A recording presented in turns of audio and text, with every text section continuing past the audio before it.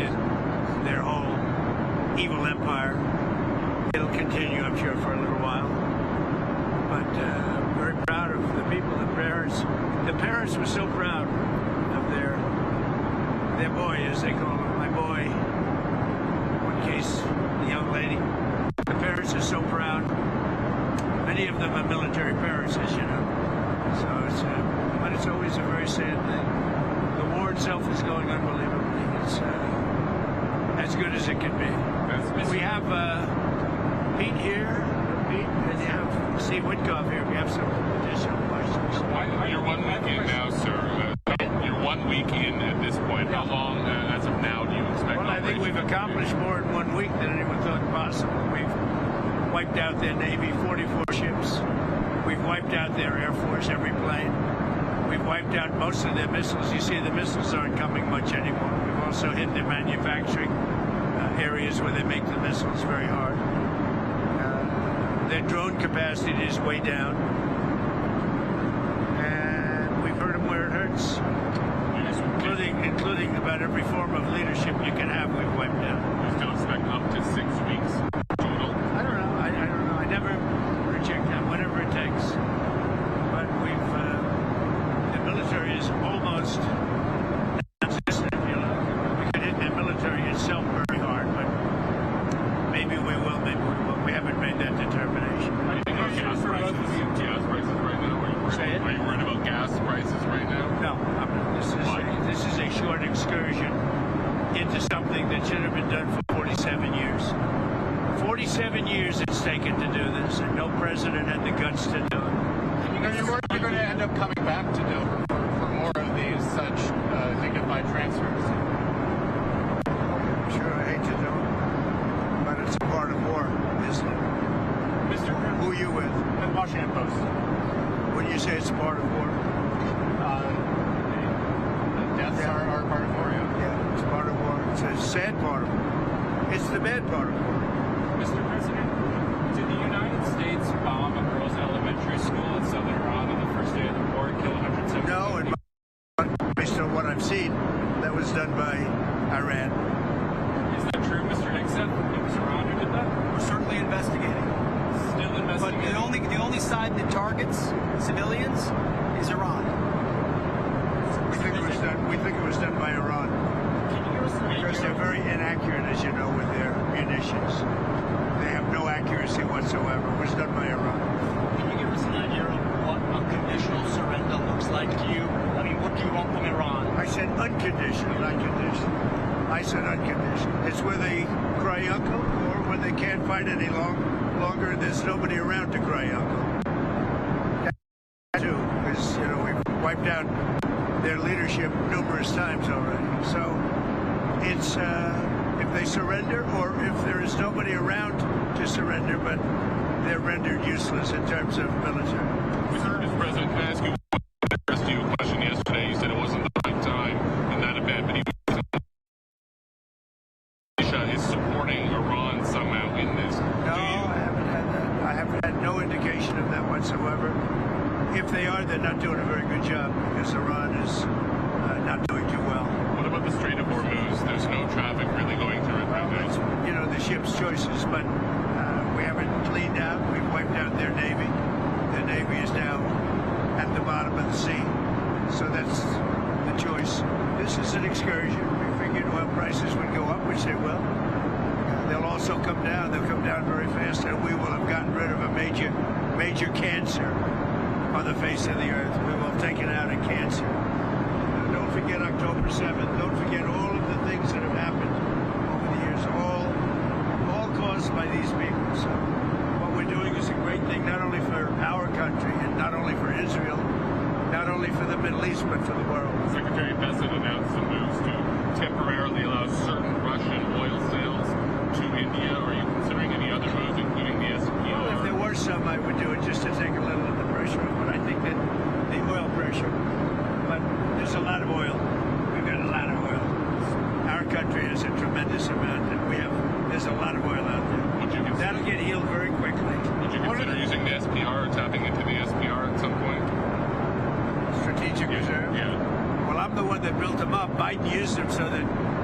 got some extra votes in the election. It turned out it wasn't even him that ran, it was Kamala. And she obviously didn't get any extra votes because we won in an absolute landslide. So he shouldn't have used it for that. He used it to get, I filled it up, and he brought it down to the lowest level it's ever been. We will start at the appropriate time, which is basically a gut instinct. We will start filling up the strategic reserves. What are the circumstances where you'd send in ground troops? How are you thinking about that? I don't even want to talk about it now. I mean, it's, I don't think it's an appropriate question. You know, I'm not going to answer it. Could there be? Possible, for very good reason. Have to be very good reason. And I would say if we ever did that, they would be so decimated that they wouldn't be able to fight at the ground level. Are you thinking about the oil facility there? There's an oil facility kind of on the coast of Iran that could be secured by ground troops. There's been some speculation that could be it. I don't know what the speculation is, but I certainly wouldn't be able to tell you that. I'd be in trouble with myself if I told you that.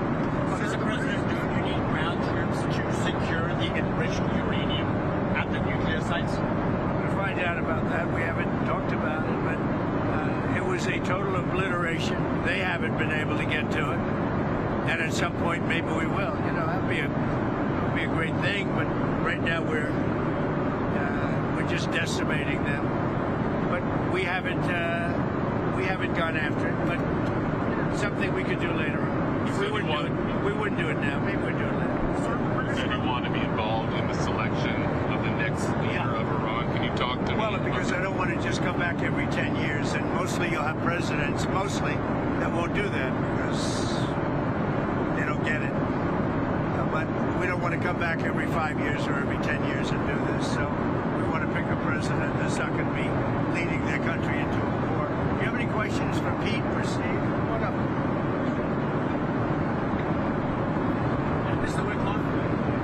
Steve, come on up. Hold on.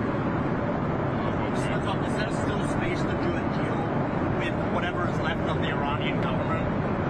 I think there is. I think that's going to be up to the president. That's what I think. But they didn't seem to be very amenable in those first set of negotiations. You heard what I said. I said we have the inalienable right to enrich. They bragged about having 60% enriched fuel enough for 11 bombs. They told me and Jared, we're not going to give you diplomatically what you couldn't take militarily. So, you know, I think they're going to need a change of attitude. What sort of thing do you want to see in a deal? I mean, do you think we have maximum negotiating leverage at this point? I think the president has proved that we have. Iran today accused the U.S. of A lot hitting. of negotiating leverage, maybe maximum, but we're not looking to settle. They'd like to settle. We're not looking to settle. Iran accused The British government has now offered use of the British government has offered use of some bases now, and you had previously said you were very disappointed in About them. the two aircraft carriers. I mean, about British bases. Did you see my response that I just put out? I just put out a response. You mean the offer to send two aircraft carriers? Maybe, but they're not sure. I just put out a response. I said, we don't need them. It's not the right time. It would have been nice to have had them 2 weeks ago, but the response I put out, I think, says it very well for you.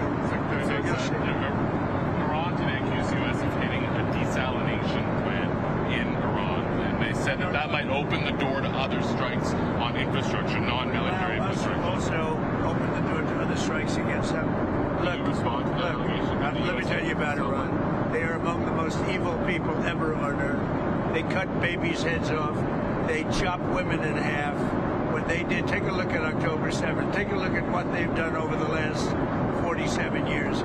So I know nothing about a desalinization plant other than to say, if they're complaining about a desalinization plant, we complain about the fact that they shouldn't be chopping babies' heads off, okay?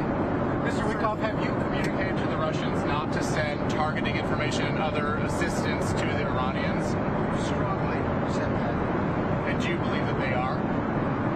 I hope they're not. And do you see any evidence? We don't know, but it's not doing very well. If they are, it's not helping much. You take a look at what's happened to Iran in the last week. If they're getting information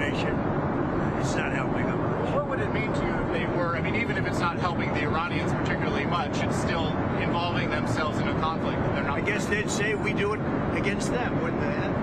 Wouldn't they say that? We do it against them? I don't know. Look, they can give all the information that they want, but the people they're sending it to are overwhelmed. Russia would be overwhelmed too. Anybody would be overwhelmed. We have the greatest military on earth, and I built it in my first term, and unfortunately, I'm forced to use it now. But when you look at what we did with Venezuela, when you look at what we did with the Me-Too bombers, it was a very big moment because Iran was going to have a nuclear weapon within 2 or 3 weeks, and that stopped it, and it stopped it cold. And you ask about maybe going back and getting that, something could happen at the right time. Is Iran running out of missiles and drones? Yeah, I think so. Those counterattacks to continue indefinitely? Not only that, manufacturing capability also. We've hit the manufacturing very hard. They're at about 9% of what they sent down in the first 2 days, and we think that's because they don't have that much. We've knocked out about 70% of the launchers. The launches are a big deal. Very hard to get, very expensive. You want to talk about leverage. With every passing day, we have more and more leverage because we have more and more capabilities. We're hitting them harder and harder, and they have less of an ability to defend themselves. So we're pressing the offensive every single day, creating all the leverage the president needs for the outcoming wars. So it sounds like you think they're running out of one or both of the drones. Well, I think when you look, I mean, they're sending in much less drones. They're being decimated now. You know, at some point, I don't think there'll be anybody left, maybe, to say we surrender.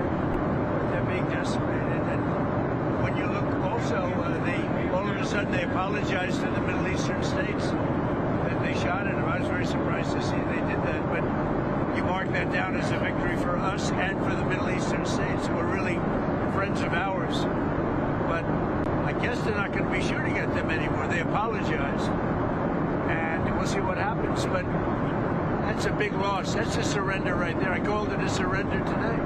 When they apologized and said they're not shooting at them anymore, that's really a surrender to those states and to us. So anything else?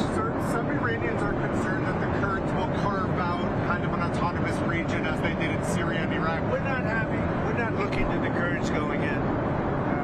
We're very friendly with the Kurds, as you know, but we don't want to make the war any more complex than it already is. No. You've ruled that out? We don't want, I have ruled it out. I don't want the Kurds going in.